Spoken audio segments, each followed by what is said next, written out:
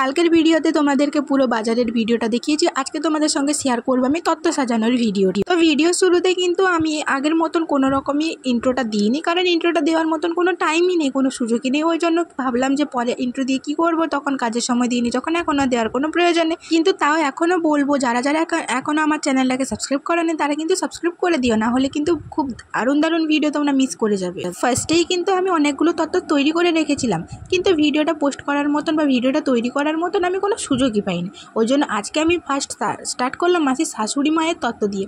তো চলো, আর কতগুলো তত্ত্ব যাচ্ছে সেগুলো কিন্তু ভিডিও শেষে অবশ্যই তোমাদেরকে দেখাবো, তাই কিন্তু কেউ কোনো মতে স্কিপ করে যেও না, পুরো ভিডিওটা লাস্ট পর্যন্ত দেখতে থাকো। এর থেকে কি হবে বলো তো, বৈশাখ মাস চলে আসছে, তার মানে অনেকগুলো বিয়ের লগ্ন।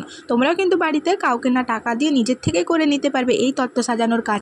তোমরা একটু মন দিয়েই দেখো, ফার্স্টের দিকে একটা পেপার নিয়ে আর ভালোভাবে মুড়ে দিয়ে কভার করে তার উপরে সেলোটেপ মেরে দিচ্ছি, তাহলে কি হবে বলো তো, টান টান থাকবে। আর তত্ত্বের ওপরে কোনো সময় একটার ওপরে একটা চাপিয়ে রেখো না, তাহলে কি হবে বলো তো, মাঝখানে যে ফাঁপা জায়গাটা থাকে ওটা কিন্তু লুজ হয়ে যাবে, কারণ সেলোটেপে এতটা পরিমাণে জোর থাকে না।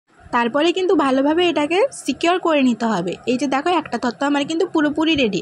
যদি সবগুলো তত্ত্ব আমি ভিডিও করতাম তাহলে কিন্তু ভিডিওটা অনেকটা বড় হয়ে যেত, আর তোমরাও দেখতে একটু বোরিং ফিল করতে। ওই জন্য ভাবলাম টাইম নষ্ট না করে আমি কিন্তু এইভাবে করতে। একটা তত্ত্ব আমার কিন্তু ডান। আর তত্ত্বগুলো তৈরি হওয়ার পরে আমি এখানে রাখিটা চেটাচ্ছি। রাখিটা কীভাবে চেটাচ্ছি ওটা কিন্তু খুব ভালো করে দেখো। রাখি যে নিচের লেসটা ওইটা তো সোজাভাবে রাখলে ভালো লাগবে না, তাই কাঁচি দিয়ে ওটাকে ভালোভাবে এরকমভাবে টেনে নিতে হবে, তাহলে কী হবে বলো তো, ওইটা না জাস্ট রোল রোল হয়ে যাবে, ওটা দেখতে খুবই সুন্দর লাগে। তারপর স্টিকারের ওপরে, আর আমরা কিন্তু কোনো রকমের স্টিকার কিনিনি, কাগজ কেটে ওটার উপরে কলম দিয়ে ডিজাইন করে দিয়েছিলাম। আর বিয়ে বাড়ির অনুষ্ঠান মানে তো জানো, চারিদিকে ছড়াছড়ি হয়ে জিনিসপত্র থাকবে। ওই জন্য এখানে কিন্তু রুমটা অনেকটাই বড়, কিন্তু মনে হচ্ছে যেন এইটুকুনি, চারিদিকে জিনিসপত্র ছড়াছড়ি হয়ে আছে। তো আমি আমার কাজটা কমপ্লিট করতে থাকি, আর তোমরাও কিন্তু ভিডিওটার মজা নিতে থাকো। চারিদিকে সব কিছু এমনভাবে ছড়িয়ে ছিটিয়ে বসে আছে যেন লোকে দেখলে মনে করবে যে এই মেয়েটা কিছুই গোছায় না।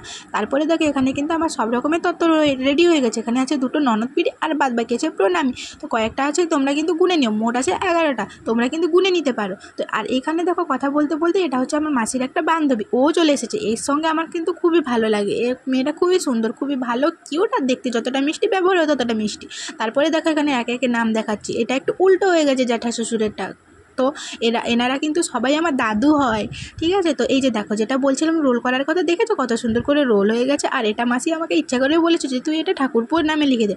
আর এটা হচ্ছে ঠাকুমা শাশুড়ির, মানে মাসির ঠাকুমা শাশুড়ি, এটা হচ্ছে জেঠি শাশুড়ি। তারপরে দেখো, এটা হচ্ছে ছোট ননদ, মানে আমার মাসির দুটো ননদ, আর এটা হচ্ছে বড় ননদ। তো সবগুলো কিন্তু তোমরা পড়ে নাও, দেখে নাও, আর কীরকম লাগছে শাড়িগুলো অবশ্যই কমেন্ট করে কিন্তু জানিও।